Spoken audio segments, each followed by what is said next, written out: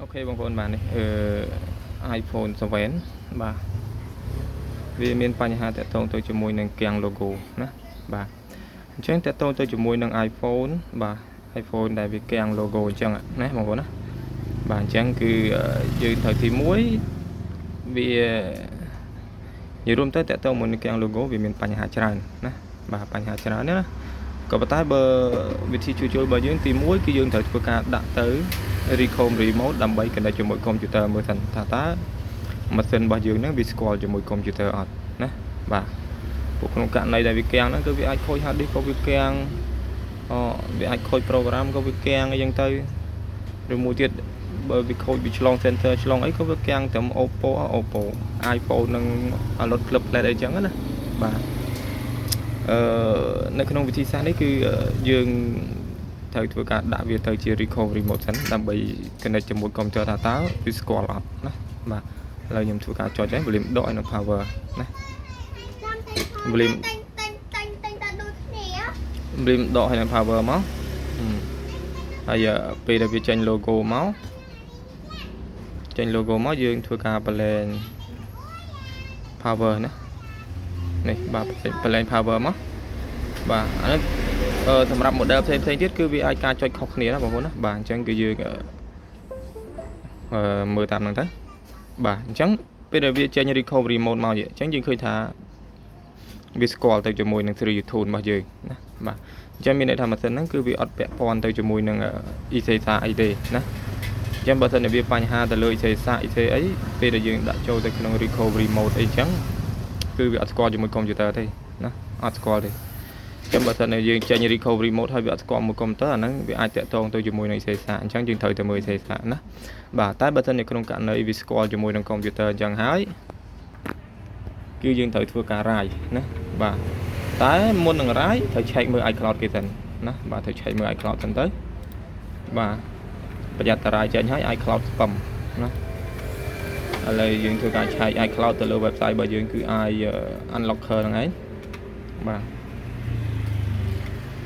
ឆែក iCloud របស់យើងមកបាទដើម្បីវាដឹងច្បាស់ថាម៉ាស៊ីនហ្នឹងគឺវាមានឬក៏មិនមាន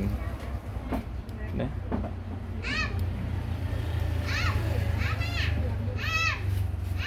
បាទរងចាំតិចឡោតតែម្ដងអូខេ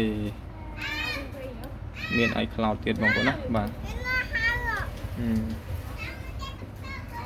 មាន iCloud ទៀតអញ្ចឹងបើក្នុងករណីមាន iCloud អញ្ចឹងវារត់ទៅវែងឆ្ងាយទៅទៀតហើយណាបាទអញ្ចឹងបើសិនជាវាមាន iCloud អញ្ចឹងយើងកុំទាន់អារ៉ាយវាបងប្អូនណាបាទកុំទាន់អារ៉ាយយើងត្រូវធ្វើការ backup តាមរយៈ unlock tool សិនណា backup ហើយចាំយើងរាយណា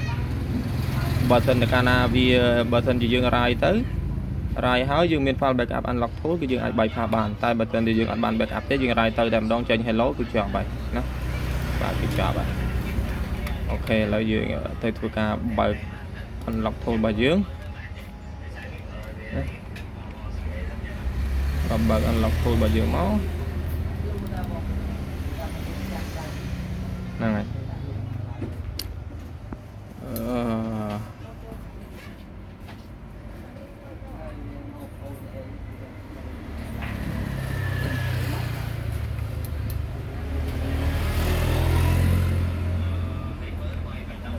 ហើយយើងរាយទៅបានយើងដឹងថាម៉ាស៊ីនហ្នឹងបើសិនជារាយទៅវា error លេខកូដ error អីអាហ្នឹងគឺមានន័យថាវាខូចទៅលើ hard disk ខូចទៅលើអីចឹងទៅណាបាទតែបើសិនជាវារាយទៅហើយយើងបាន backup ហើយយើងអាចធ្វើការ bypass បានអញ្ចឹងណាន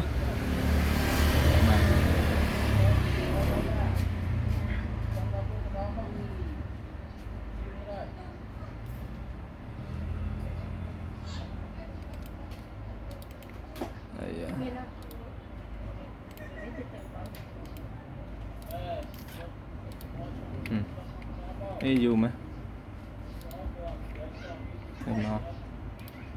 អូខេចាំបន្តិច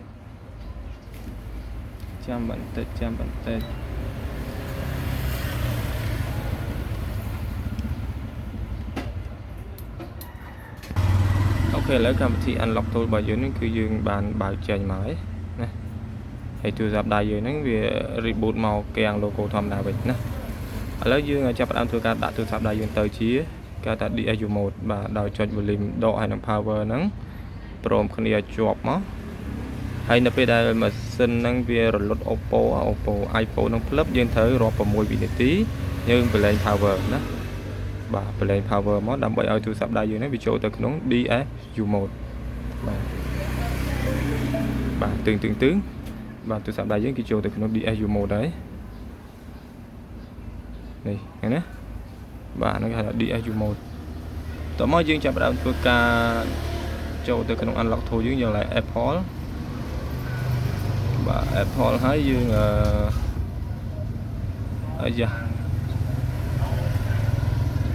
ចូលទៅនេះ PW នេះ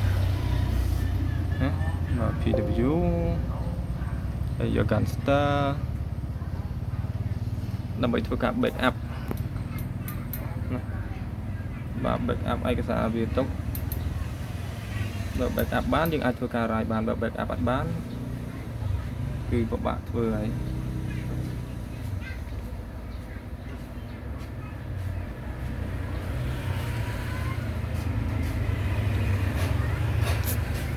ចាំវាបន្តិចណា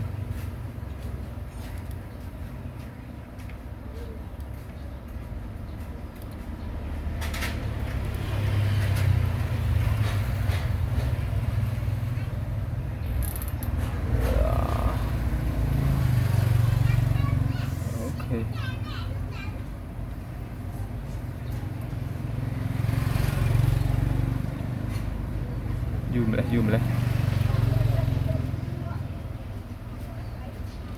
តា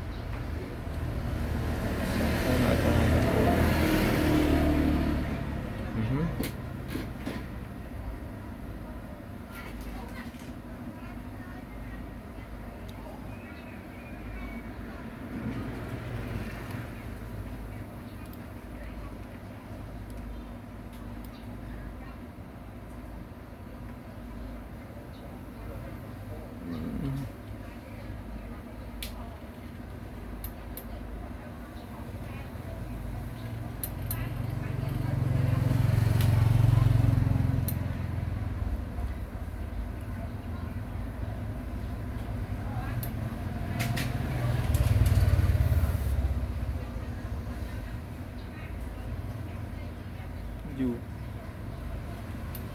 ជាធម្មតាដូចជាមិនយូរអញ្ចឹង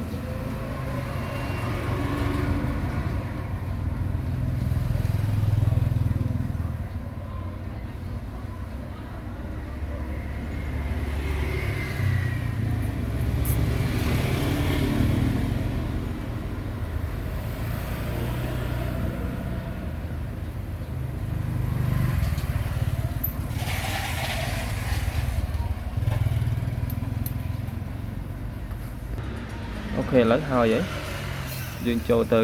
រើស boot RAM disk វា iPhone 7G version 15ណា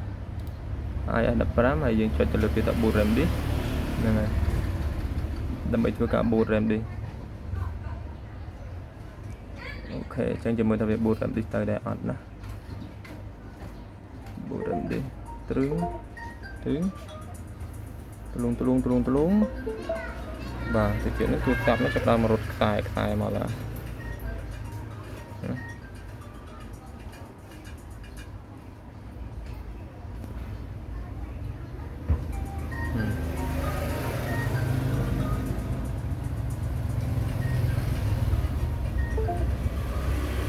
នេះចេញមកណា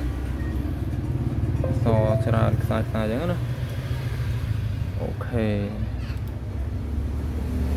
បាទចឹងបន្ទាប់ពី boot RAM នេះបានហើយយើងចាប់ដើមធ្វើការ backup ណាបាទ backup មកហ្នឹងហើយអូខេ fail backup អត់បានទេឃើញទេចឹងមកក្នុងករណី backup អត់បានអញ្ចឹងយើងក៏មិនអាចធ្វើការ write បានដែរណាបាទ backup អត់បានទេអញ្ចឹងបើ backup អត់បានអញ្ចឹងគឺស្បៃហើយ បាទម៉ាស៊ីនហ្នឹង